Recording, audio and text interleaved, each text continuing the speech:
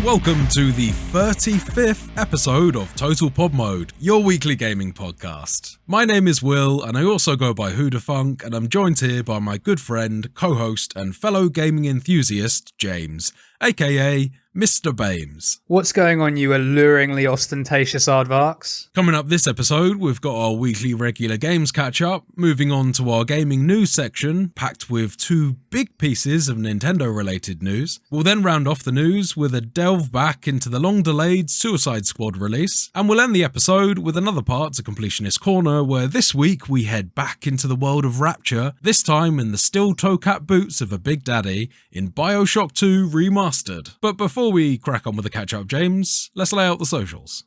You can, as always, find the podcast on Spotify, Apple Podcasts, and pretty much anywhere else you get your podcasts by searching for Total Pod Mode. We also post regular video content of our playthrough stream highlights as well as the podcast on our YouTube channel, Total Pod Mode. You can also find us on Twitter by searching for @TotalPodMode, all one word. And whilst you're there, you can find me at Mr. Bames, and I'm also on Twitch under twitch.tv/MrBames_TPM. And you can find me at whodahfunk on Twitter, and I'm also on Twitch under twitch.tv/whodahfunk. So James, have you been able to put much time into any games this week? So, well, you may remember that last week I was in a bit of a conundrum. I was between games, didn't really know what to do. We had a little chat. We speculated that, Bloodborne might be an option. We did indeed, yeah. And I think there was also potentially talk of Risen 2 from my side. But then I was looking through my games and it just popped out at me and I was like, oh, I'm going to play you. I choose you! Kingdoms of Amalur Re-Reckoning. Oh, nice. Okay. I did not see that coming. That wasn't on the cards, ironically, given the game's kind of about fate. I saw it and I was like, I'll fancy giving that a go. And yeah, it took me 8 hours to make a character because it's an RPG and I take these things very seriously. Understandable, absolutely. But yeah, then it's been an absolute blast since. For our listeners, I played this game when it first came out in 2012. I was hyped for it. I think I might even have pre-ordered it. That's right. It was the first time I'd ever actually seen or played this game, was actually around your flat at the time. I'd never delved into it before. I guess I wasn't even aware at the time that it was new out. No, so the only reason I was aware of it is because I don't know if it was the two guys that wrote it and made it or two of the guys that wrote it and made it, but they used to work for Bethesda on the Elder Scrolls series. Right, okay. I hope I'm not misremembering, but I think they were sort of high up in the design team for Morrowind and Oblivion and things like that. So the world building pedigree was there. Fine. That's interesting that you say that, because two of the things that really sucked me into the game straight away wasn't to do with world building at all. It was more the art style and the look of the combat, actually, because the combat looked very fluid, and I really liked the art style that kind of looked like a slightly cartoony take on things, but it was done in a really nicely drawn way. It's worked really well for me. What I thought of it at the time, and what still kind of holds true, is at the time I was looking for a World of Warcraft style game that was single player and was like an open world RPG type thing. This is exactly what this is. And as you've alluded to there, the combat in this game is excellent. The sort of freedom of choice you have to create a character, any character you want. You can be standard warrior, you can be standard rogue, standard mage, you can be a mix of all of them. You can pick the powers you want from each tree and things and just sort of custom build what you want. And then that affects what fate you have, essentially, which is just additional abilities. So I'm going pure mage because it's OP. Basically, it's really fun. Right. And when you sort of get high up the mage tree, if you like, you get things like it costs less mana to do your spells, you get additional mana. I think I've got plus 30% at the moment or something, and I've still got another 2 levels to go. Mana regen, my dodge has turned into a blink, which has then evolved into an ice blink, which then later on will become an even stronger ice blink. So it's just like really cool little additional things like that. And I remember that the weapon variation in the game is pretty strong as well. I used to like the spinning disc moves that you can do. That could be one of 2 weapons, so I don't quite know how to react to that. I think it was, they were kind of throne style, I think, like a chakrams. That'll be them. That was it. Yeah, they were awesome. Yeah, I'm actually using them again now because each class archetype has 3 weapon types associated. Well, 3 or 4 depending on what you want to class as a weapon. Because there's a scepter in the mage thing, but I don't class it as a weapon, even though it is. Mage has staff, scepter, and the chakrams, and the chakrams are just wicked. Like you say, they're just like they're quite long range on them, but when you unlock different moves to them, there's like a charge spinny attack that almost, if you think Master Sword in the old Zelda games, where you charge it, let it go, and it does like a massive arc. You can sort of do that, but the blades spin around you and then spin wider and do loads of damage. It's really cool. And yeah, as you say,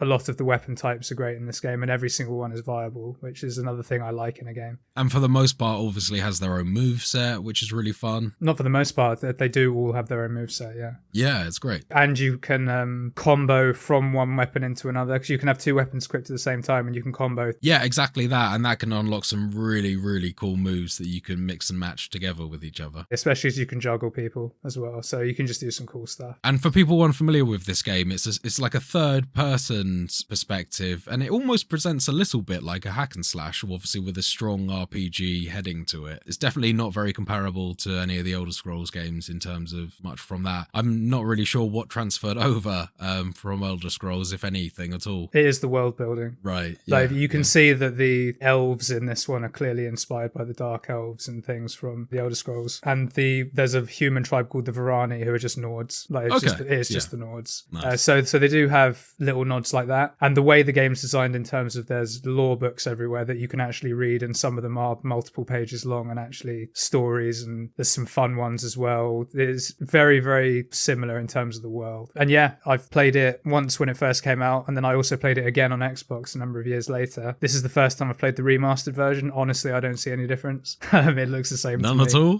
None at all, honestly. I think that's more a sign of just how well the graphics have aged, given that art style. I think it really does help a game's age when they don't go for photorealism. Probably, yeah, that's a very fair point. Yeah, I'm trying desperately to think if there's anything I've noticed that's different. Like maybe some of the water textures look a bit better. You know, I'm seeing it through my mind's eye and nostalgia. I think it looks the same. Sure thing. It'd be interesting to do a side by side. I'll probably check that out after recording. Seen still images side by side, and to me it looks the same. Like it just does. Like if I really wanted to do it, I'd fire it up on my Xbox and then have it side by side PC and my TV. There's probably just a few more fancy post-processing effects going on in the background, and maybe volumetric lighting, and who knows, would it make a huge difference? It often doesn't, but you know, could be there. I'm sure there's a lot that's better, don't get me wrong. I always loved this game when it came out. I thought it looked beautiful back then, and I still think it looks great. So it's probably just my mind being like, no, you still think this game's awesome, just do it, just accept it for what it is. It's been really fun. I'm probably now about 25 hours in, something like that. Loads to go. Big game. I remember that much. And there's loads of loot, so I've already got so much money. I'm rich, bitch! It's amazing. It's very, like, this game's quite broken, in a good way. Another hallmark of Elder Scrolls. Yeah, exactly. Yeah, that definitely carried over. Although no, I don't think there's any game-breaking bugs. I've only seen one where it was quite funny, where a guy was talking to me and then suddenly his head twisted round, like sort of Exorcist style. And I tried to screen grab it, but then by the time I got ready to screen grab it, it sort of cut back to a cutscene and he was normal again. But it's been really fun, and as I say, complete surprise, but there we go. But that is all I've played this week, other than Bioshock 2, which we'll get into later. So how about you, man? Have you had much time to do much this week? So this week, if we're really stretching the definition of this week, last weekend I actually managed to cram a little bit of time into, and this was my first time ever playing it, cram a little bit of time into Fallout New Vegas. Very nice. So you get shot in the first 2 seconds. Game you over. Do, from Chandler. That's his name. His name's Benny, but it's Chandler Bing from Friends. Oh, is it Matthew Perry, is it? Yeah, Matthew Perry is the I didn't know that. I was going to say, I didn't think his name was Chandler. Yeah. Oh, shit, I didn't realise that. Baby, do you not understand the level of game here? We didn't, I've got to say, I didn't really engage too much with the storyline because I was going with an RP character who wouldn't have much involvement with the prior storyline. I decided to roleplay as Jim Leahy from the Trailer Park Boys, and instead of getting shot, we had just woken up from a blackout drunk session and we had no idea where we were or what we were doing. We were suddenly in Fallout New Vegas land. He'd gotten so drunk he'd teleported himself through dimensions. There you go. I am the liquor. That won't make any sense later on in the game, but I'm curious to hear how you get out of that. Well, I mean, for the most part, I'm not really engaging too heavily with the storyline of the game. I suppose I did progress a little bit of the initial gang that you meet just outside of New Vegas itself. They kind of look a little bit like Tunnel Snake dudes. I can't remember the name of the gang now. Oh, the Kings. The Kings, that's right. I think that's what they're called, something like that. Because they're based on Elvis. That's right. Yeah, they're all kind of Elvis impersonator looking dudes. Yeah. Either that or the leader is called the King. I can't remember, if I'm being honest with you. But yeah, I know who you mean. So I had to do a little bit of that, which I was reluctant to do at first because Leahy is not a fan of gang members, and they did seem to be, causing some trouble outside in the wasteland. But reluctantly I did that. But my main preoccupation in the game was obviously securing as much liquor as possible. I don't know where a fella could get a little drink around here, do you, bud? Of course. I was immediately finding every bar that was open, robbing them blind from behind the bar, through either the means of sort of crouching in a random spot where no one can see me and just lifting it off the shelves, or carrying the bottles away into another room, closing the door behind me and just stealing all of them inside there instead. So, oh yeah, it's that lovely Bethesda jank that we love to see. Yeah, no one seems to mind when you just lift a drink off the counter and walk into the other room. They just assume that you're just innocently placing it somewhere else. Nice to know I'm not the only complete, what were they called? Kleptomaniac. Yeah. Leahy is just a kleptomaniac for alcohol. We ended up getting addicted to all of the known boozes in the game: whiskey, vodka, beer, wine, bourbon, scotch, brandy. We really smashed it, RPing to the max. Obviously, our main preoccupation was taking out the naughty raiders, because they are, the closest we can get to gang members, really. So he was mastering quite a lot of that. Oh, dude, there's like 5 gangs in this game. Yeah, you I know. can find gang members if you want. They're really easy as well. Like, there's Julius Caesar looking motherfuckers in this game. Well, yeah, the Legion, right? Yeah, the Legion, yeah. Yeah, so I haven't actually, like I said, I only picked this up very early on. Very quickly got to New Vegas because I figured probably the best chance I have of getting the most alcohol in one space. There's probably a few bars in New Vegas. I think that's fair. So, good time to rob. That was my main calling to go there. And by that virtue, I then went on to meet the gang that were hanging around there, but I didn't actually get onto the Legion or any of the other gangs. It was really just kind of like, it was just one of those evenings where I had a friend over, shout out Jem, and we just decided to stick it on as a kind of like a first taste into the session. I got absolutely rinsed by the Death Claws on my first trip out all the way across. Yeah. Endgame enemies. But we did manage to jimmy our way through it after getting rinsed like maybe 10 times and actually did get through to the gates through various rock hopping and ducking around buildings and prayers as well. Lots and lots of prayers. Yeah, you'll need those. Yeah, lots and lots of prayers to the Church of the Atom. Gather and behold the power of Atom. So like I said, I really just scratched the surface of New Vegas. Haven't gotten too deep into it at all, but enjoyed what I saw. And also I played it on the Xbox One and was expecting, it being an Xbox 360 game to look a little rough around the edges. But my God, the upscaling on the Xbox One is fantastic. I'd only ever really seen it in action on Red Dead Redemption 1, but going back and playing Fallout New Vegas on the Xbox One, it is fully upscaled and it looks gorgeous. It's outputting at a full resolution. Fantastic. Something would be amiss if I didn't talk a little bit about Call of Duty in this episode. So last week I mentioned that I was finishing off the Battle Pass for Season 2. I didn't manage to do that, unfortunately. I think I started on roughly 47% at the start of the week, and I finished it on 66%. I think I was way through it. We all wanted you to say 69, Will. Unfortunately, I didn't make the funny number. Not nice. Still pretty good going though. It's like 20%. Yeah, it was quite a challenge to even get that far, I've got to say. That DMZ mode that I mentioned last week is definitely the best way to earn those points. But at the same time, you need to play at least 2 games to kind of unlock up a token. And in those games, you do need to be quite successful. So I was kind of maybe getting 1 to 2 tokens an hour. That was probably my average, 1 or 2 tokens an hour. And I tried to put in quite a bit of time, obviously, that week to get as many as I could. I did manage to unlock all of the unique weapons, all of the operator skins I wanted, as well as the things that I feel like are really good to get, like the special execution animation moves that you can unlock, and any of the war tracks as well. You want to have your war tracks, which is the songs that you can have playing on the radio whenever you get into a vehicle. Shoutouts to Charlie for putting on great tunes whenever we played Warzone. So after finishing the Battle Pass on a rather disappointing 60-something%, Season 3 was announced, and I finally got to delve a little bit into that. They seem to be going with kind of like a Mexican cartel theme with this season. I guess building off of the Call of Duty campaign scenario where you actually are involved with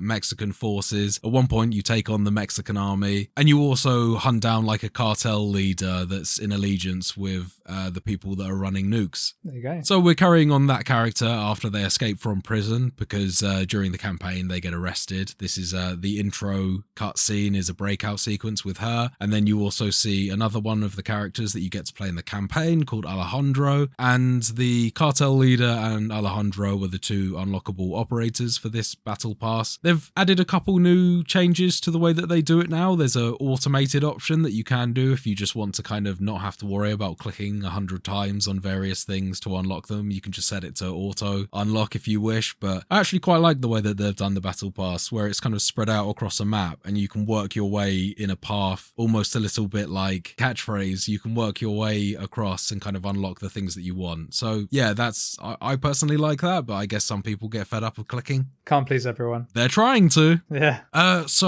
And then obviously with that, there's a few new maps available for large map modes like Ground War. There is a couple new maps also available for the multiplayer, which I haven't actually got around to playing yet, but I'll probably give an update on some point next week. The main thing that I noticed with this battle pass, which seems to be quite interesting, is there's two tiers to it. There's obviously the regular battle pass that you can buy, and then there's also the premium battle pass. Exactly, there's a sort of a premium option that you can buy, and that's called the Black Cell Pass. You get like an extra bundle of Call of Duty points and various bits and pieces. But interestingly, what it also seems to do is all of the skins that you can unlock on the Battle Pass, it unlocks a black and gold variant of it. Some of them look pretty cool, I quite like them. It looks pretty good with the cartel-themed operator outfits that you get with this new Battle Pass as well. They're looking pretty swanky, I've got to say. Did you go for it then? Oh, I did, yeah. You know I'm in. You went for the premium. I'm not giving up on Call of Duty anytime soon. I got to unlock. There's one operator. It looks like a zombie, James. I got to get my glowing zombie.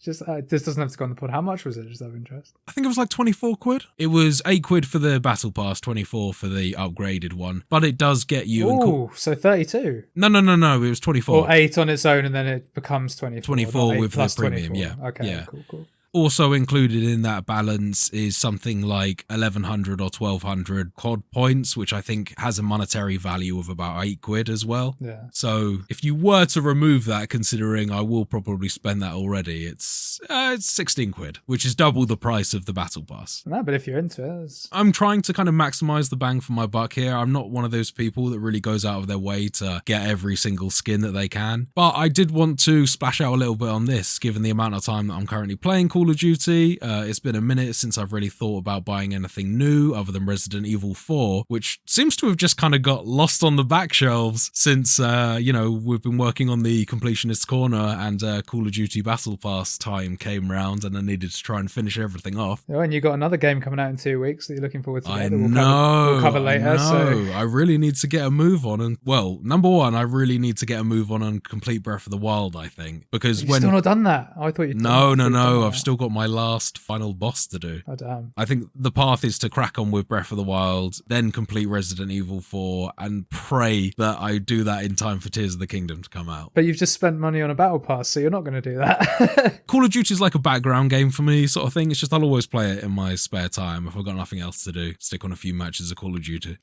Spare time with 3 games to complete, though. And Completionist's Corner as well, yeah. So there's also a couple of new modes coming along to this new season of the Call of Duty multiplayer. You've got gunfight mode, which is like Isn't that the whole fucking game?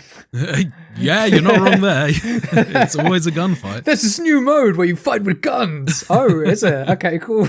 Sorry, I interrupted you there. So this is it's an iconic 2v2 mode is returning, and it's sure to make for high-octane moments of combat, according to the CallOfDuty.com website. There you go. So 2v2 is actually a really fun mode to play just with a buddy on microphones. It's a really organised way of playing. It feels very tight, and it really does rely on skill and communication in its purest forms. Very cool. I must admit, I thought that was in the base game. Oh, no, it was something that I think that was added shortly after the release of the original Modern Warfare, and it's obviously made a comeback in this one. Yeah, as I say, I thought it was just part of the standard, because you have like solo, it was trios actually rather than duos, I suppose. So I just assumed it would be there, but hey, fair. One of the other game modes that sounds pretty interesting is called Cranked. So this is a new game mode that takes Team Deathmatch and amps up the intensity by putting a countdown on any operator who earns an elimination. Okay. So at this point, you shoot someone, and unless you kill someone else, very quickly, you're going to explode. So that's going going to be an interesting mechanic that forces you to, well, I guess it's certainly going to prevent any form of camping or anything like that. It's going to force everyone to be a lot more run and gun, I'd imagine. Yeah, that sounds pretty hectic, that. Especially if the explosions can then kill as well. I wonder if you can get that explosion to kill another player. I wonder if you can possibly time it. That's what I mean. Yeah. But then will you be cranked as soon as you come back to life because you've killed someone? I imagine not. I think you would start on a status of uncranked until you kill someone again. Loophole. We found a loophole, everyone. Never kill someone, but that's not really the game, is it? Just hide in a Always corner. kill someone. Just keep dying and killing and dying and killing. It's a loophole and a loop. I mean, so there is a huge list of updates and changes that come along with this game. Many bug fixes, various things with weapons, balancing changes, all of which can be found on the Call of Duty website. So I won't go into the details there, but I think that I'm looking forward to what this season has to offer, and I'm already enjoying my fancy new operator skins, I gotta say. It's the main thing. Gotta look good. Clothes. Treat yourself. Fragrances. Treat yourself. Massages. Treat yourself. Mimosas. Treat yourself. Fine leather goods. Treat yourself. Okay, man, I think that's about us done for the catch-up.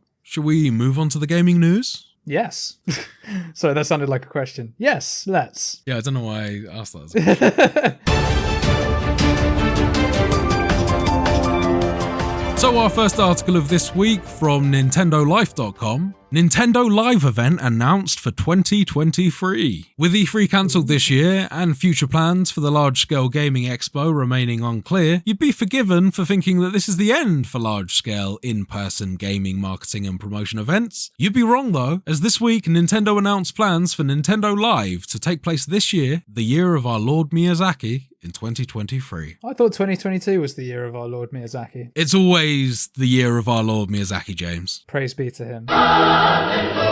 So, Nintendo Live is described as an all-ages celebration of Nintendo fun by the official website. The event was first held in Kyoto, Japan in 2018. It then returned in 2019 before taking a 2-year break. I assume due to Why the was pandemic. that? Yeah, what was that about? It then made its way to Tokyo in 2022. This time, the event will be held for the first time in North America, taking place sometime in September 2023 in Seattle, Washington. Here's what Nintendo itself has said to expect from its 2023 Nintendo Live event. So there's going to be a gaming competitions, there is going to be obviously a live stage with various performance and photo opportunities with some of your favourite Nintendo characters, sculptures, faithfully bringing in-game worlds to the real life, and other fun stuff. There's also going to be a couple of tournaments running so you can cheer on top competitors as they go for the gold in high-level play. So, I'm assuming that this will probably have a Smash Ultimate tournament going. Who knows? There may well be a Pokemon thing. I don't know whether that's a thing. I who doubt knows? it. Maybe, but I doubt it. I think you're probably looking at more things like that, the Wii Sports thing that isn't Wii Sports. Nintendo Switch Sports, is that what it's called? Yeah, Switch Sports. Yeah. They'll be like that. Oh, I can't wait to see high-level play for Switch bowling. Get some of that Splatoon 3 up there as well. High level Splatoon 3 that's a good shout. Yeah, Splatoon, yeah. I think,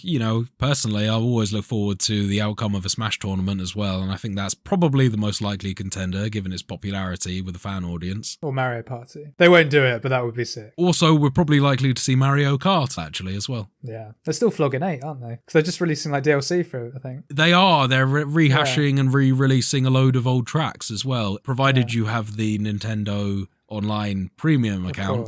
Of course, yeah. I don't know whether it's available as separate DLC, but I would actually be quite interested in picking it up if it were available as separate DLC. I'm just not keen on spending that monthly cost, considering the value that you get just for a regular base Nintendo subscription. So I think that, this is an interesting one, given the recent discussion that we had around E3 being cancelled. A lot of the talk in the article that we read described a sort of a relook at in-person events, moving things away to much more online events, and we also mentioned that a lot of other gaming companies already have their own online events, Nintendo Direct being one of them. So I was, a little surprised, I got to say myself, that they're actually doing this in-person event, just given the current climate for these types of things. I really wasn't, I have to say, because as you've mentioned there, they've done it every year with the exception of pandemic, and by all accounts I believe they were all very successful, so absolutely no surprise to me whatsoever this is happening. The thing that does surprise me is that it's in the US. I think that's a cool step, but not a step I was expecting. Be interesting to see how well it does given that, because obviously Nintendo and Japan's a different kettle of fish. Yeah, good on them. Next up in the news, a new Tears of the Kingdom pre-launch trailer just dropped. So, in advance of The Legend of Zelda Tears of the Kingdom release for the Nintendo Switch, a new trailer has dropped to show off some of the new features and gameplay. Tears of the Kingdom is currently slated for a May 12th release, and Nintendo has released the final pre-launch trailer on the 13th of April. Indeed. So obviously, as you'd imagine, the main focus of this trailer is Link traversing the world by foot and glider, using his signature glider from Breath of the Wild. And wingsuit, I noticed in there. That's pretty deep as well. We also see Ganon's castle rising from the ground, looking evil as ever. And we even get a few glimpses at Ganondorf in his new form. You witness a king's revival and the birth of his new world. Yeah, which I thought was cool because I mean, obviously I haven't finished Breath of the Wild, but I don't recall seeing Ganondorf at all in Breath of the Wild. Yeah, that's it right. was all Calamity Ganon, isn't it? Calamity There's Ganon no is, Ganondorf. yeah, that's right. Calamity Ganon, and then just various different kind of boss forms that have taken over the Divine Beasts. So we're actually getting to see Ganondorf in physical form this time, and he looks awesome, I think. I'm really excited by his design. Yeah, he looked great, I've got to say. The kind of like loads of red dreads that he's got on his back. He looks like an absolute badass. So also in the footage, you get to see a few new creatures. One of those I noticed was chopping wood that you can see in the background. You can also see some sort of slime thing fighting another one of the creatures in the game, which I thought was quite cool because there wasn't too much interaction between the various tribes in the game. They were often quite separate, and whenever they were together, they'd often be sort of working along in harmony. So this gives the world a bit more of an ambient feel if you walk into environments where there's already people battling, already things going on. I think the same thing again in terms of the wood choppers and various things that are just kind of walking around the environment doing pre-programmed activities. It'll go a long way, I think, in terms of making the world feel a lot less deserted and a lot more alive. I hope so, because you've just hit the nail on the head there. The world does feel very deserted, beautiful though it is in Breath of the Wild. It did look from this trailer that there's going to be a bit more compaction in that. So fingers crossed that isn't just in set areas and actually spreads throughout the world. We also get to see a few new puzzle mechanics involving floating spheres of water that Link's able to kind of jump and float within, and I assume that they move and then you can hop out of again. We also get to see a little bit of footage of laser beams that Link must avoid using a wingsuit as he falls down a tunnel. And there's also a section where it looks like the jump physics gravity is altered for a little bit of different style platforming. So I noticed that whenever Link was doing a jump in certain sections around like a glimmering aura, he was getting extended jumps, or at least comparatively to what the jumps used to look like in Breath of the Wild. So we're starting to get a glimpse into some of the mechanics here, which I'm particularly interested about. We also get to see a tiny glimpse into Link's fusing system in the game. As we see, it looks like Link uses his sword that's fitted with a shield to parry an attack as opposed to blocking the attack. That's quite an interesting one for me. This fuse mechanic, it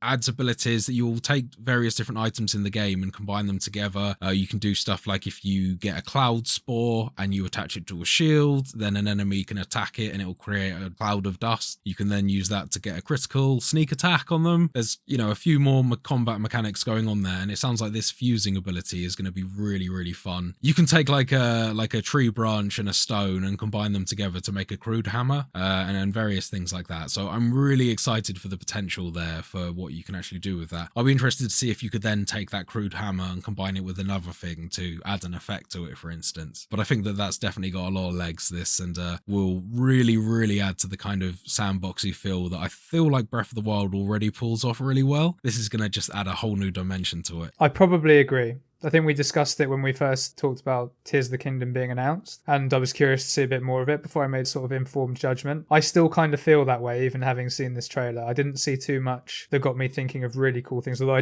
we did get to see some vehicle stuff, which we speculated would be quite a cool thing if they were sort of fusing some of that. Yes, and the vehicle thing looks interesting there because we're now seeing a different vehicle with a similar base platform, but he's stacked a large block on top of it this time, and what looks like some sort of makeshift arm on the side of it, which was kind of flopping weirdly. So all that to me looks very much like we can do some sort of block combining to make these vehicles, or at least not perhaps in the sense where I was talking in the previous episode where we mentioned that you could even make like a bike by combining two wheels and a shaft, but it looks like you will have a base with four wheels on it that you can then combine with other things to make different shaped vehicles. Yeah, that looks awesome. I mean, this motherfucker looked like a Flintstones block of flats to me. It really That's did. what it looked like, yeah. And it was attacking like a group of enemies that were sat on top of a giant stone golem as well. So all very intriguing. we also get to see a couple of Link's new powers, one of them being a sort of handheld rocket that shoots him up into the sky. One of the other abilities we get to see is Link catching a projectile in midair and actually reversing the trajectory of it. So I'm immediately thinking of the various applications that will have for puzzles. Very much looking forward to seeing that in conjunction with some of the new powers. Absolutely loads to look forward to in Tears of the Kingdom.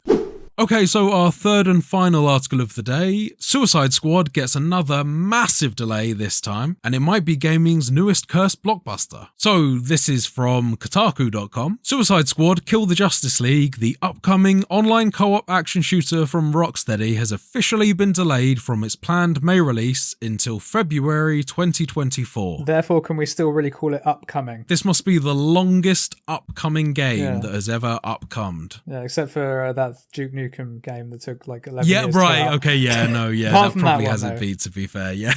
And maybe Too Human. Yes, that's true. That was stuck for a long, long time. And as well, Crackdown wasn't it? 3. No, let's not play this game.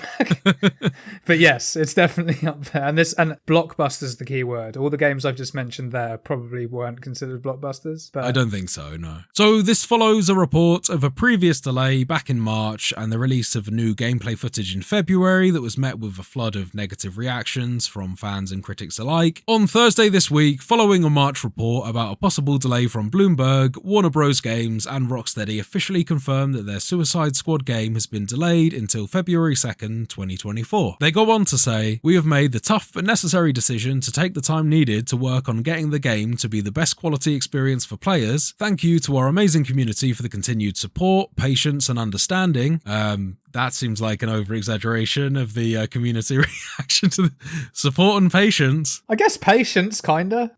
Patient? I don't know. Yeah. Well, to be fair, I think after the sort of slew of rushed and early released games, most people are very much at the standpoint now. Take as much time as you need to make this game the good thing that we hope and want it to be. Yeah, but for God's sake, if it's crap when it comes out, you're going to get it. Basically, yeah. That's kind of the environment at the moment. Yeah. They go on to say that there is so much more to share in the months ahead, and we look forward to seeing you in Metropolis next year. I don't think it's going to come out in February either. Calling it. It's going to be delayed till 2025. Well, this is an interesting one because back in March, as we covered last time, Bloomberg reporter Jason Schreier explained that the short delay was likely not intended to overhaul the core gameplay and would instead just be about polishing what was already present. However, the delay that's been recently announced does sort of bring into question just what they're actually planning to do with this. Based on this report, removing all of the live service aspects seems unrealistic at this point and will probably require a much longer delay than a year. 100%. Well, James, you've just gone ahead and said it. You don't think they're going to make it to February. Just how much of the live service aspects do you think are going to come out, if any? I wouldn't be surprised if most of it actually stays in and is just reformed into something that they can call something else, honestly. But then I'm a cynic, so I don't know. But yeah, I just think that if you've delayed it for 6 to 9 months the first time, right, for polish, and now you're delaying it for, another 6 to 9 months? 9 months? 10 months? Something like that? They're not polishing, are they? No, they're definitely not polishing. This one's a stinker! I don't know if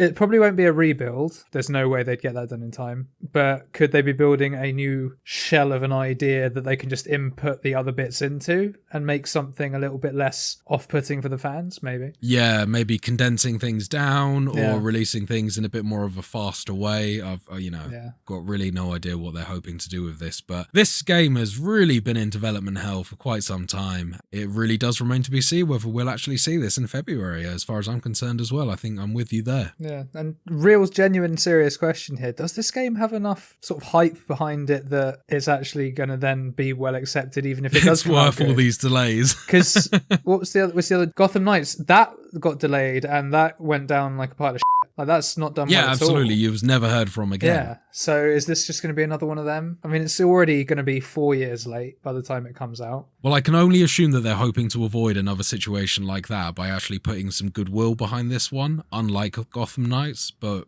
that remains to be seen. Yeah, it'd be very interesting to see this because they kind of need the win. They kind of do, and honestly, I really hope they get it as well, because I liked a lot of the previous Rocksteady titles. The Arkham series was honestly up there with some of my favourite games at a certain point in my life. So, I would really like to see this new one do well and inject a kind of much needed breath of fresh air into this franchise. Yeah, fingers crossed they can do it, because I've got a lot of respect for Rocksteady as well. Okay, man, that's us wrapped up for the gaming news. I think it's time we moved on to Completionist Corner. Here we go for the Completionists Corner.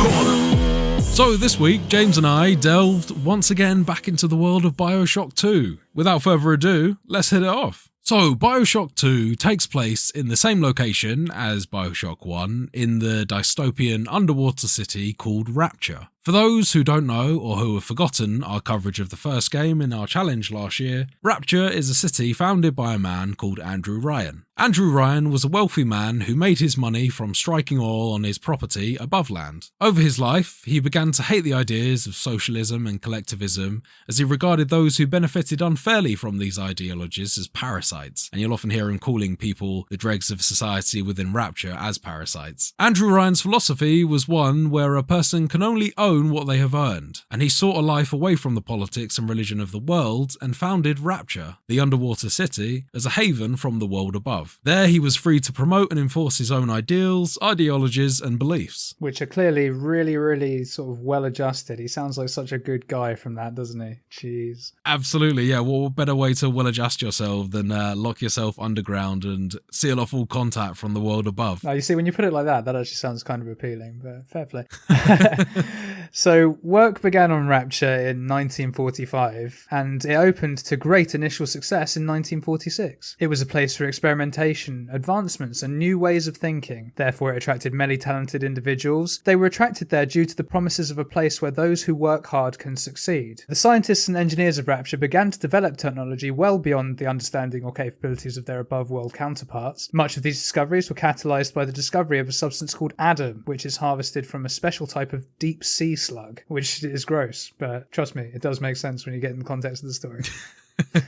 Once processed, Adam is a volatile genetic substance that has the ability to rewrite genetic material, allowing the user or taker to alter their body, their genetic makeup, and their natural abilities. So, despite Rapture's initial success, it ended up becoming a capitalistic, greed-filled city where those who exploited the freedoms of Rapture were performing extremely unethical experiments, manipulating the market and economy for profit, and exploiting workers. The cracks, obviously, began to appear in Rapture society as the poor were starving and unhappy with no way out from their poverty, thanks to Andrew Ryan's dislike of social programs and charities, and the rich were regarded as cold-hearted and elitist, so there's a massive class divide going on there and a lot of civil unrest. Yeah. Some years after opening, between 1948 and 1952, Adam was discovered by a scientist called Dr. Bridget Tenenbaum, who then refined Adam into a serum called a plasmid. And these plasmids can be used to give people supernatural abilities, such as producing flames from their hands, telekinesis, mind control, a little bit of zappy as well.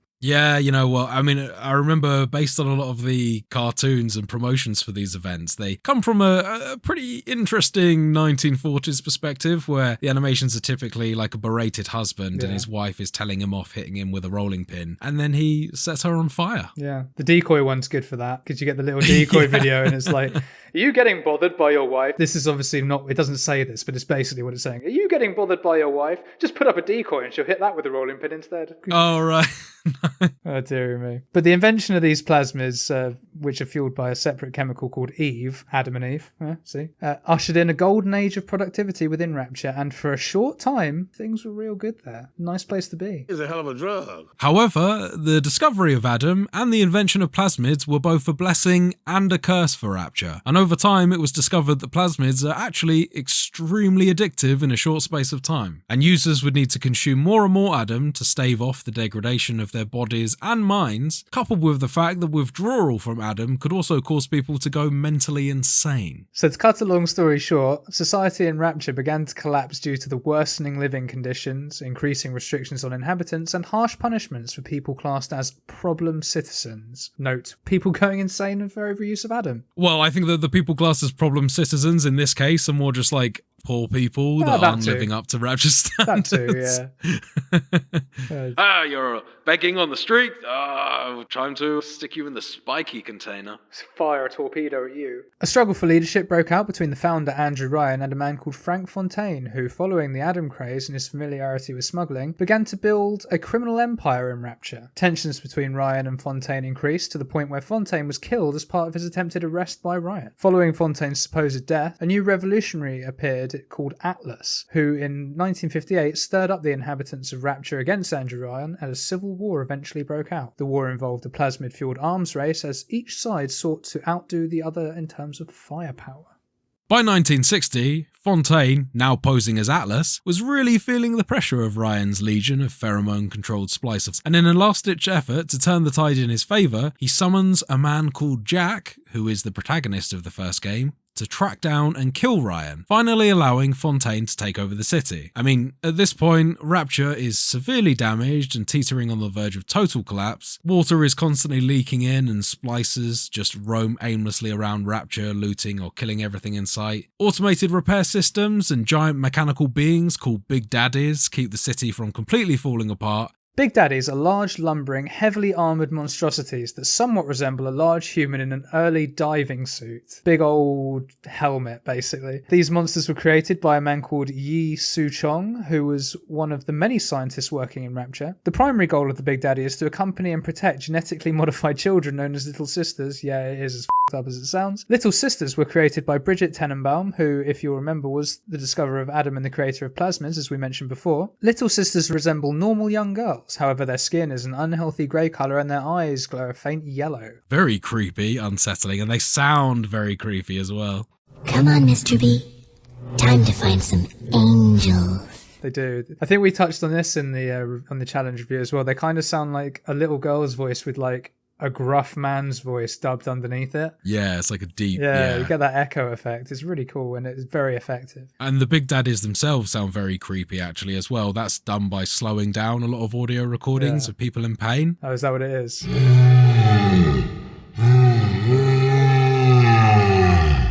You can actually go on YouTube and hear the noises reversed and sped up to actually give the actual original lines. It's quite interesting. It's like, ow! But these Little Sisters, they were made to extract the Adam substance from the dead using a needle, and then they drink some of the Adam and are able to reprocess it into a usable form. Tenenbaum's idea was that the Little Sisters would roam the halls of Rapture, collecting Adam under the protection of Big Daddies, and in doing so, this would address the shortages in supply of Adam that is obviously now extremely valued in Rapture due to its use for plasmids and the like. Use for plasmids, highly addictiveness, and the fact that there isn't really very much new Adam coming in now, the fact that there's a civil war taking place. Exactly. Got an arms race to feed, guys. Bioshock 1 covers the story of Jack, who was summoned by Fontaine to kill Andrew Ryan. When Jack draws near, Andrew Ryan, in a final attempt to prevent Fontaine from gaining control of the city, activates a self-destruct system for all of Rapture. Jack does finally manage to kill Andrew Ryan and stop the self-destruct sequence, then is then commanded via mind control to turn over control of Rapture Central and the whole city to Atlas. At this point, Fontaine reveals himself, his Atlas persona having been a con all along,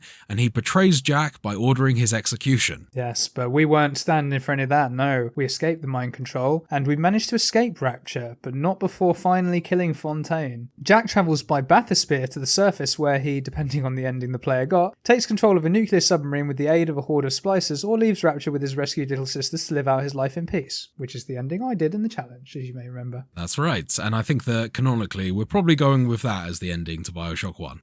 Nuclear sub sounds more fun, doesn't it? It does sound more fun with a bunch of splicers that are now on your side. Now, as we come back to Bioshock 2, which takes place roughly 8 to 10 years after the events of the first game, in 1968 we enter the clunky boots of a long-dead Alpha Series Big Daddy known as Subject Delta. So the Alpha Series being one of the initial Big Daddies created by the scientists by Rapture, and, as a result, we're pretty unique in that sense. At the beginning of the game, we see Delta, in a memory from a long time ago in the past, accompanying a little sister as she roams the passages looking for Adam. Shortly after, they are attacked by the Adam-crazy inhabitants of Rapture known as Splicers, and Delta is eventually cornered by a woman called Sophia Lamb. Lamb doesn't appear like the other inhabitants. She's clearly not an Adam addict, as she seems to be pretty in control of herself, and she seems pretty normal in comparison to these crazy-looking Splicers. Sophia Lamb accuses us of taking her daughter, the little sister we were accompanying, and using a mind control plasmid, retrieves the little sister from Delta and orders him to shoot himself in the head with a pistol. Which we duly do. 10 years following these events, Delta is awoken by a vision of his little sister, who's called Eleanor. Shortly after battling through some unwelcoming Splicers, Delta is contacted by the scientist Bridget Tenenbaum, who we mentioned earlier in the Bioshock 1 recap, who is the custodian of the rehabilitated little sisters. She has returned to Rapture as a result of feeling guilty about her part in the creation of the little sisters in the first place. She urges Delta to rescue as many as he can whilst he is exploring Rapture. Tenenbaum also explains that because he has a physiological bond with Eleanor, he will die unless he finds her. No pressure, right? The physiological connection between Big Daddy and Little Sister is unique to the Delta series, as it was a measure put in place by scientists to prevent the Big Daddies from abandoning the Little Sisters, which apparently was a problem during early testing. That's right, you can find out some early test footage where the scientist is positing the idea of making some sort of unbreakable, potentially even lethal bond between the Big Daddies, because apparently they just kept on wandering off. Understandable. It seems that the creation of the Big Daddies and the Little Sisters was all done by sort of unwilling participants. You can find some early recordings in Bioshock 1 of the wife of one of the people, I think, who was captured and turned into a Big Daddy, and it definitely doesn't sound like the people that were eventually turned into Big Daddies really knew what they were getting themselves into at the time. And it sounds like quite a painful process as well. Well, given the look of the larynx scraper. Yeah.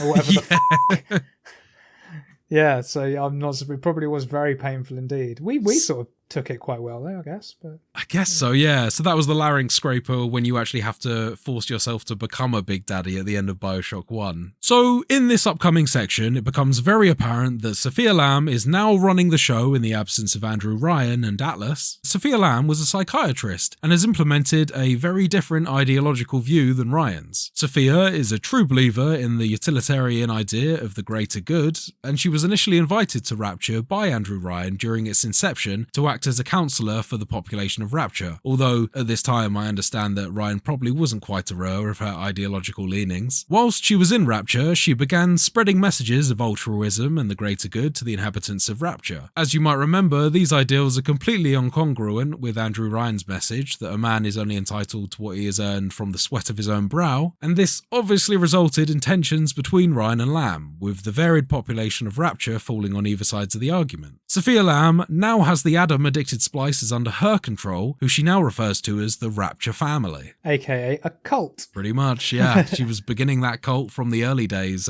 referring to the various citizens as the Rapture family as well, as she slowly spread her message. Yeah, so she's a wrong one, Miss Sophia Lamb. So Delta progresses through the Adonis Luxury Resort, picking up the lightning plasmid on the way, zappy zappy, where he eventually meets Bridget Tenenbaum. Tenenbaum introduces Delta via radio to another supporting character in the game, a man by the name of Augustus Sinclair, who is essentially going to be our quest giver for the immediate future. Delta helps Tenenbaum and some little sisters escape, whilst Sophia Lamb sends an army of Splicers to stop them, because she's really nice like that. Yeah, she really, really doesn't want those little girls to live. Well, she does want them to live, but just in servitude, you know? But yeah, that's right. Yeah, she probably wants to capture them and turn them back into little sisters, yeah. With like slug parasites in them or whatever. After this battle with the Splicers, Sinclair supports Delta to access the Rapture Metro, and therefore we can travel to the next area in search of Sophia and Eleanor Lamb. And this is very handy, actually, because we just have a big old f***ing train, which is good because the one thing this game does do that Bioshock 1 didn't do, and it does it pretty much, in fact I think it does do it straight away, is it has underwater sections. Yeah, absolutely. It does do it very early on, and that's obviously because you are now a Big Daddy, you can actually afford to be underwater.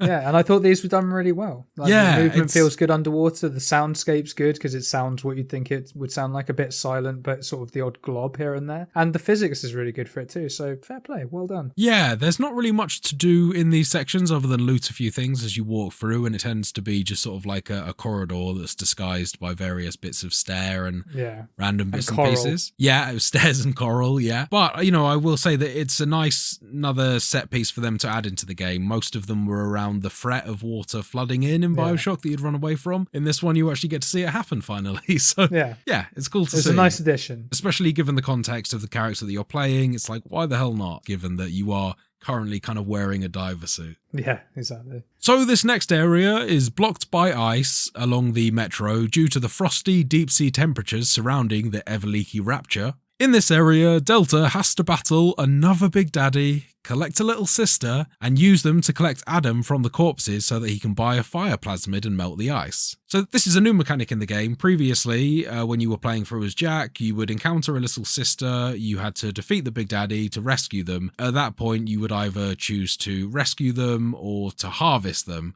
so that you could get a larger quantity of Adam. So rescuing them will provide you with less Adam. You would also get periodic gifts throughout the game that sometimes might include some perks, sometimes might just include Adam as well. So, and more often than not, both. Yeah. In a roundabout way, you often kind of got an equal balance of Adam from helping the girls. There really wasn't much of a downside to helping them. Yeah, and I figured that would be the same in this game, which is why I'm helping them in this game too. The system for actually helping the little sisters is a little different in Bioshock 2, given that you are a Big Daddy yourself, and there is actually additional ways to earn extra Adam if you want to. It does follow the same pattern that you have to defeat a Big Daddy and rescue the little sister from them. At that point, you can either choose to harvest them on the spot, or you can choose to kind of retrieve them for a while. At that point, you'll place them on your back, and then you can actually use them to locate corpses that have a high concentration of Adam, and you can begin a section where you will put the child down on the ground, she'll begin syringing the Adam out, and you usually have to defend from 1 or 2 waves of splicers that attack you. At any point, you can sort of return one of the little sisters to the tube once you've actually harvested either 1 or 2 of the corpses, and at that point, again, just before you put them back in the tube, you again have the option to either harvest them with all of the Adam that they've collected,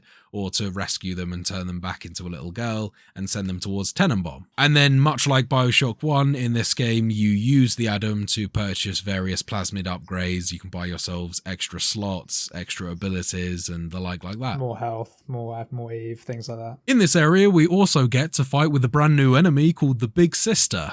So this is a version of the Big Daddies that is a much more smaller, much more agile version. And she's also got the ability to use plasmids as well. So she can use telekinesis to surround herself with rocks and then chuck the rocks at you. It has various abilities like that. She's got lots of plunging dive attacks, and she can also move around a bit like a spider splicer and actually use things like the ceiling and other surfaces that regular enemies can't get to. Yeah, she likes using fire. So depending on the difficulty you're playing on, these can be quite challenging fights. They're definitely, I found she's lighter weight than the Big Daddies, and if you use the combination of the right ammunition to take them down, it's not too bad, but I found this to be quite an interesting and fun enemy. Yeah, I think the first time was for sure. Much like with the Big Daddies, it becomes a bit formulaic, but the first fight, I think I used 4 med kits of the 5 that you can carry. Yeah. Because I was just sort of learning her moveset. I wasn't hitting her very much. And obviously at the start of the game, you have limited options in terms of what you can do, ammo-wise, that is. But yeah, very cool enemy. It was nice to see a sort of quicker, more agile big enemy that still hits hard. And also what's really cool is because they're relatively rare enemies, whenever they sort of come in later, they get like a sort of siren that accompanies them. That's and it's right, just quite, yeah. You'll also often see them sort of in the background, like as you're walking around corners, you'll see them through windows and stuff, like looking all mischievous. So very cool enemy. Yeah, it seems like they kind of have this omnipresence just by getting to see them in the background as opposed to like a Mr. X style, hearing them stomp around the building after you. Yeah. So, seeing as we're talking about the combat, let's run through a couple of the weapons that you get in the game. So, being a Big Daddy, obviously, you are not equipped with the same arsenal as Jack. Oh, no. A simple pistol and a pump-action shotgun is not the sort of arms that a Big Daddy likes to use. So, the first weapon that you're equipped with in the game is actually the drill hand, the iconic drill hand from the Big Daddies of Bioshock 1. It's actually a weapon that you do need to find fuel, and you do seem to chug through the fuel very quickly with this weapon. It seems quite difficult to keep topped up. But you are able to do a kind of swinging punching attack or a regular drill attack by holding the button down. Have you gotten much use out of this, James? Not really since the first few missions, if I'm honest, but you can do a cool thing because you get the first plasmid you get, as we've mentioned, is the Zappy Zappy electric one. And you can do Zappy Zappy attack, and then if you hit them straight away, it's kind of double damage. Yeah, that's right, yeah. Before you get a gun, that's really handy, but since then I've only used it sort of sparingly. So shortly after getting our drill, we also get the rivet gun in the game, which is another very cool weapon. Gives you a bit more of a range, and it does a hell of a lot of damage, I gotta say. Headshots really do count for a lot more in this game. But the main benefit is the fact that you get various different ammo types. And this is the first weapon I actually fully upgraded as well, because I really like the fire rate. I like the size of the clip when you can extend it. And the final upgrade is basically it just makes it a flaming weapon because it heats up your rivets. That's right, yeah. And then you can set organics on fire, and it's just so useful. And it's got good range. It's just a very, very solid gun. But you also get additional ammunition that you can actually shoot traps with. So by doing that, you'll actually have laser beams that will shoot out the wall, and any enemies that walk past these will then get sort of shot by a rivet that comes out of the wall. Alternatively, you can also chuck it on someone's leg, and then when they walk past another enemy, they both get hit. Yeah, it's that's really right. cool. Yeah, that works as well. Yeah, just fire a load into a group and it will get them both. Yeah, it is a very useful weapon, particularly during those sections where you're carting the little sister around and using her to collect Adam. A lot of the time, actually, I just kind of layer the walls with these things and then call in the little sister, and it's at least a good 30 seconds before anyone actually makes it through the lines of defense, which is quite satisfying. Just hearing them all ping off in the background. The third ammunition type you get for the rivet gun being the heavy rivet, which is, as its name implies, just a much more heavy damaging version of the regular one. Very good for taking down big daddies, and you're going to take down any regular enemy in a single shot. Yeah, very slow rate of fire though. Yeah, that's true. The rate of fire absolutely slows down. It becomes much more of a fire a shot, duck behind cover, and fire another one when you get a minute type of approach. Exactly. So it's the one I actually use the least in the rivet gun, because I use a different weapon for heavy hitting. Yeah. Another really new fun addition to the game is the remote hacking device. So this is a device that changes up the way that the hacking works in the game. Gone are the days of solving a pipe puzzle to get the blue fluid from A to B. This time, it's more of a timing based thing where there is a dial that passes over various different colors along a line, and you need to get it to either land on the blue or the green lines to ensure that you get a successful hack. If you land it on the blue lines, you get a bonus. You want to avoid the red lines because that will trigger an alarm, and the white lines, you get a little shot. Yeah, you get a little You get zap. a little shock, lose some health. Typically, you have about 4 to 5 seconds to solve these, and the dial will be moving at various speeds to kind of make the hacking game slightly harder for different scenarios. Yeah, but it's 4 or 5 seconds per round of dials. There's really no time pressure at all. Yeah, unless you've got really bad timing. Yeah, unless you're really... But the other thing that I do have an issue with this mechanic, but it's probably not that big a deal, and it really doesn't affect the game that much, but I have definitely seen my needle go on the edge of like a group. Let's say there's 4 blue lines. I've got it in one of the edge ones, and it's counted as a shot. Well, I agree. I've actually had that myself as well, yeah. On the very It's end been ones? Just in, yeah. So it's like the first one, I'm like, okay, yeah, I might have mistimed that. The second one, I'm like, I'm pretty sure that's in the lines. The third one is like, okay, that is definitely in the blue. line. Like, what's going on here? So that's kind of annoying, but otherwise I agree. It's definitely a lot less frustrating than that pipe puzzle. And the other thing that's cool about this hacking is, as opposed to the pipe puzzle where you'd pause your game and you do the pipe puzzle, you actually stay in real time in this. Yeah, exactly. So you can still move about, you can be hacking whilst shooting if your brain works that way, basically. And it allows some really cool stuff as well, like the fact that you don't get shot by the turrets because you can kind of lean out of cover, shoot it, then duck back into cover and hack it. Really cool stuff. Exactly. And also, have you had an opportunity to play with the mini turrets that you can fire from the remote hacking device? Yes, I put them to very good use in the very last thing we do in this. I didn't use them much, but I did something really cool, in my opinion, on the final bit, which we'll get into. Did you get much use out of them? I did. Because you get them relatively late in where we were playing to be fair. You do. There's a couple opportunities to find some really sneak and hidden away ones, but for the most part, yeah they become regularly available towards the section where we'll finish on. We also get a little machine gun, a little Gatling gun there for the big daddies. That's something that we have. And when you say little, you mean... Absolutely massive, yeah. Yeah.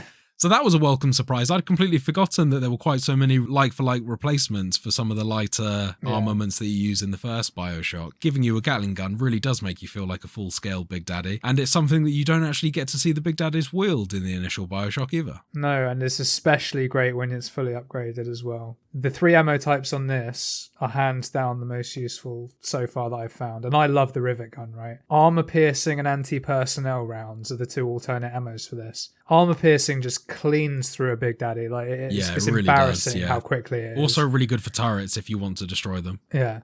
And then anti-personnel is just great for some of the tougher splicers, like the spider splicer. It just completely tears through it. Agreed, yeah, no, it's a great replacement for the Tommy gun that they included in Bioshock 1. And the other cool thing, just very quickly, whilst talking about all these weapons, because it does affect all of them, because they're built for a Big Daddy, they all sort of have like really cool designs where they've got like an arm harness, and it's huge, and it's got loads of straps on it, and you can just imagine it just clipping onto your arm and shoulder. It's really cool. And we'll just round off, we'll talk very quickly about the double barrel shotgun, which basically is, if anyone has ever played Doom, it represents the super shotgun from Doom.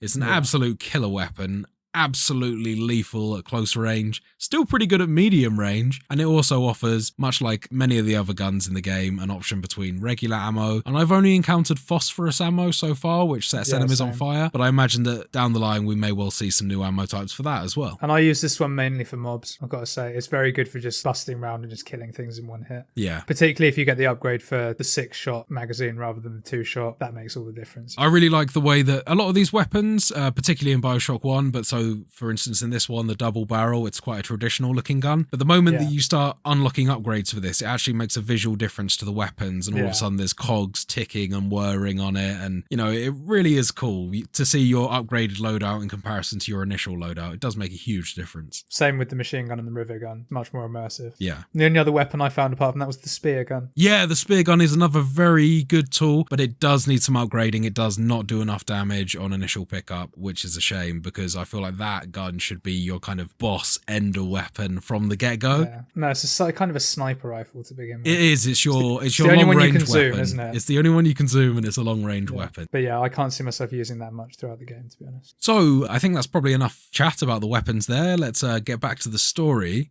So shortly after defeating the Big Sister in our first encounter, we then board the Rapture Metro once again onto the next area. Yes, and where is this next area, we hear you ask? Well, we arrive at Pauper's Drop. And this is one of the places that we mentioned earlier is where some of the poorest people of Rapture resided. Sophia Lamb has blocked any further travel by hiding the key needed for this part of the metro. She's actually left it with one of her generals, as it were. That's right. But before we get to that, we encounter a new type of enemy called a brute splicer, who's basically a big sort of hulking mass of muscle and human. And we sort of get introduced to this because he actually smashes down a wall that blocks the corridor where we need to go. So nice and handy that. But to do this and clear the path, we need to find out a bit more about these brutes. So off we go to get a research camera, which people who have played the first game and or people who listen to our review of the challenge will know is basically the same thing as we got last time, where we got a film camera, like a physical camera. This one's actually more of a recordy video camera. I mean, the photo, you would often have to try and catch a splicer in action doing something like attacking you or being under the effects of one of your plasmids, whereas this one, it seems to be the moment you start to capture it, it opens up a recording window,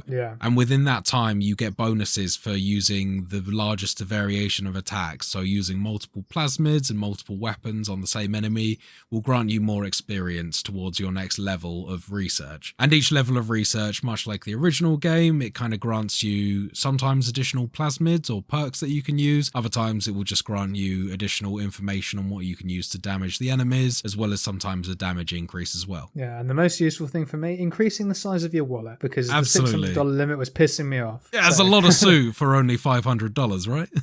Yeah, exactly. So to get this camera, we travel to downtown, and we actually find it sort of hidden in a kiosk. So in this area also resides a woman that James mentioned earlier by the name of Grace Holloway. The General. Grace Holloway was a former jazz singer who was actually blacklisted by Andrew Ryan, the founder of Rapture, for singing songs critical of his running of things. She eventually became one of Sophia Lamb's Rapture family and the overseer of Pauper's Drop. She hates stealth Delta, as she believes him to be the cause of Sophia Lamb's kidnapped daughter Eleanor. She was actually with her when Eleanor was taken. After some time passed since Eleanor's kidnapping, Grace Holloway claims that she saw Eleanor after having been turned into a little sister walking along a passageway with Delta. This is her reason for hating Delta and sending various splicers to attack him throughout this whole section. As you can hear, she's speaking across the loudspeakers the whole time, goading everyone to attack you, telling everyone that you have no soul and you're a monster and a demon and things like that. Yeah, which was actually a surprise to me because you find a recording of her in the previous mission and she sounds like the most friendly person. You can tell, that she was. Yeah. You can tell that Rapture really broke her, and the years of civil war completely changed her identity. But after defeating a couple of the brutes that she sent after us and making sure to record the action using our camera, of course,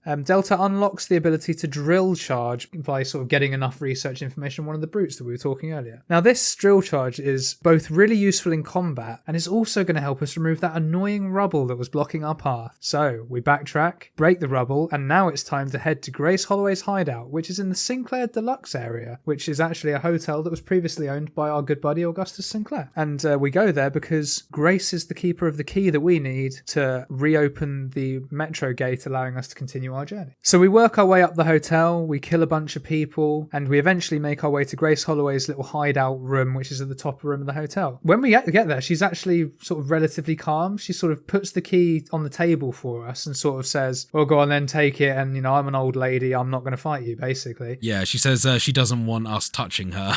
She just despises us that much. But at this point, you actually have a moral choice to make. You can either take the key off her table and then kill her dead. Bit of revenge. She's been trying to kill you all this time, to be fair. Or you can go the route that I personally went, which is you can just sort of walk off and completely ignore her. And that simple act actually changes her view on you, and then she actually starts helping you rather than being a hindrance. You had me under a gun, yet you just walk away?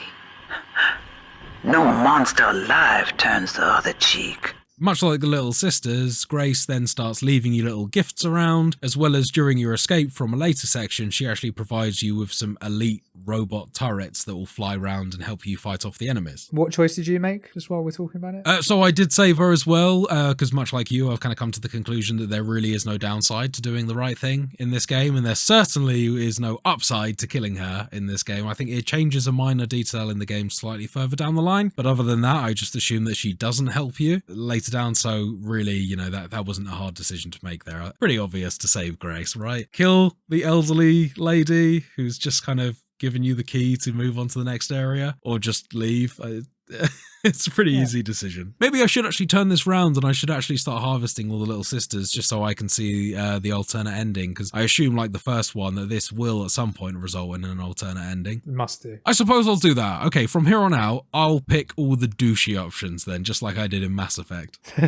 Fair play. You're going to have a lot of Adam. Well, to be fair, I don't actually know how much more you get. Yeah, me either, we'll honestly. I think I only did Bioshock 1 on the bad ending, just the once. You want to be good in this game. You really do. It's already like a dystopian town, isn't it? The thing that you're choosing to execute is a little girl. You just feel like you have to really go out of your way to be a mean douche in this one. Little girl with a creepy voice, though. Let's be That's true. But she doesn't have the creepy voice once you rescue her. But no, so regardless of what you do, we then escape the hotel, head back onto the metro, and we're off on our journey again. So, after our metro ride, Delta now arrives in Siren Alley. This area has been flooded and heavily damaged during the unrest that has taken place over the years in Rapture, and in order to get through it, Delta will need to do some maintenance. It's worth noting, though, that we didn't just turn up in Siren Alley, we actually got torpedoed. That's right, yeah, I actually I omitted that minor detail there, but as you're riding the metro, you're welcomed by, I believe it's Simon Wales, who fires a torpedo at you, knocking you out of the metro and damaging that part of the line. Yeah, and this motherfucker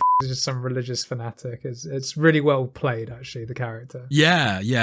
Just, honestly, actually, it's one thing that I haven't said yet, but all of the voice acting in this game, throughout the dialogues of all the voice recording, is really top-notch. Really, really top-notch. Yeah, no, you're absolutely right. The people that need to sound creepy do. The people that need to sound friendly do. Delta's first objective is to locate a pump that will drain drain some water, and after doing so, we'll also need to defeat some tough enemies in the area who Sophia Lamb has convinced to hunt Delta down. Whilst exploring, we first hunt down Daniel Wales, who is the brother of Simon Wales, the guy who torpedoed us out of the metro. The Wales brothers were actually the architects who built Rapture in the first place, under the Wales & Wales Architects Company. The firm was obviously very successful, up until uncovering the truth that their architecture design caused the structures to leak, and is a result of a lot of the leaks that we see around Rapture today. So when the company lost their credit and went out of business upon discovering the faults with their architecture, Simon Wells felt very guilty for his selfish ways and actually sought counselling with Sophia Lamb. Shortly after, he found a religion, starting up a church to help others who felt the same way. His brother Daniel, on the other hand, took to running the Pink Pearl brothel and became a heavy alcoholic. So off we go to find the Wales brothers. First on our list, we head to the Pink Pearl brothel to find Daniel Wales, because we need a code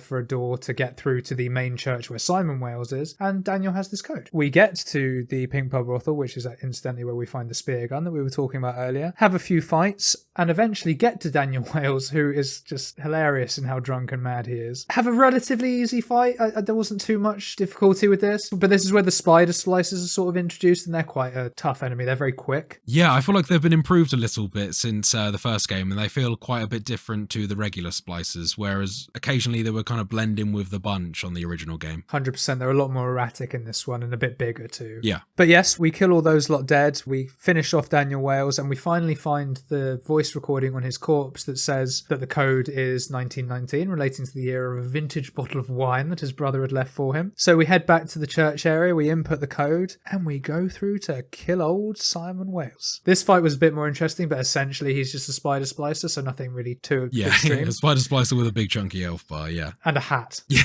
But yeah, so we defeat Simon, and we retrieve a pump control key from his corpse, and we use it to normalise the pressure levels in the area. Now, Sophia isn't very happy with this, and she actually remotely alters the pressure again, causing the whole area to flood. And this was actually really cool, because you're sort of, running back to the train scene while the whole room gets flooded and like the whole area gets flooded, and eventually you do end up underwater. Yeah, really as well a door done, completely buckles under the pressure of the water. Yeah, it's really cool. Yeah, it was really well done, this bit. We push past all the flooding hallways and passages, and we escape, and we end up in the next area, which is called Dionysus Park. And that, listeners, is where we're going to leave it for this week. Come back next week for part 2, the conclusion of Bioshock 2. Suspense, drama, intrigue, it's all there in Bioshock 2. I know, we're teasing you. So, we've played basically the first half of the game there, man. How have you found it so far? Enjoying it by the sounds of it? Yeah, no, I really am enjoying it. And I feel like I perhaps judged this one a little unfairly after playing it the first time through all those years ago. Bioshock 1, as I've constantly said to you, is one of my number one games of that gen, if not probably my number one game of that gen. And then Bioshock 2 always felt so on the side of it, in my opinion, that I never really gave it the room that it needed to breathe. I think that I was initially quite put off by the amount of sections where you have to get the little sister around and defend her, but also now recognizing that that's totally optional and only really affects the amount of Adam you get is actually quite a game changer. Although I gotta say, I have been sort of plotting those routes a lot more and enjoying them a lot more this time round. Honestly, I think that this one, it's really shaping up to kind of match Bioshock 1 in terms of how much I like and respect those games. Very fair. I think that some of the background information that you get and the lore building that it does on Bioshock 1 is really cool. There's a little bit where you go through a museum that Andrew Ryan has dedicated to a shrine of himself. I think it was meant to be like an amusement arcade before, but he's just made it more like an ode to himself through various presentations and light shows. One of the things you get to see is actually how Rapture was initially constructed by like a sunken platform into the ground that was then built around, and the way they ferried things to and from. Really interesting stuff.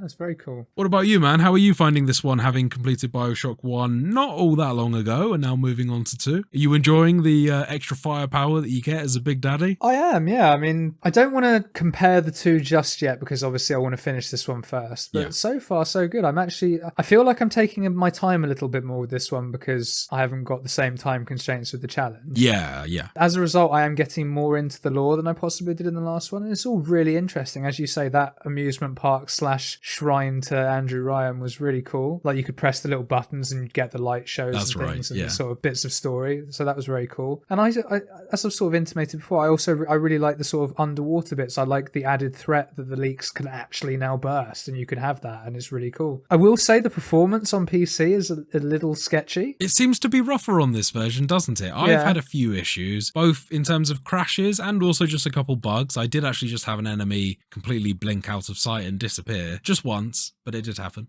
So I haven't had any of that. I've had crashes. Normally when there's actually quite a lot going on, like one of the crashes notably was, I think if it wasn't the Daniel Wales fight, it was just before on the floor below. There's a bit where there's like a turret down one end of a corridor. There's a corpse that you can harvest Adam from, and then everyone just comes and attacks you. And I think just it became a bit too much for the game and it crashed. Oh, okay. Because I was using the machine gun as well, so there was a lot going on. Yeah. And the game just literally crashed and like you restart it. And that's probably happened 2 or 3 times. A couple of times just randomly though, so it's obviously not the fact that there was loads going on. Yeah. Really, it hasn't impacted too much. I mean, there's a lot of games that crash randomly for no reason. Especially on PC.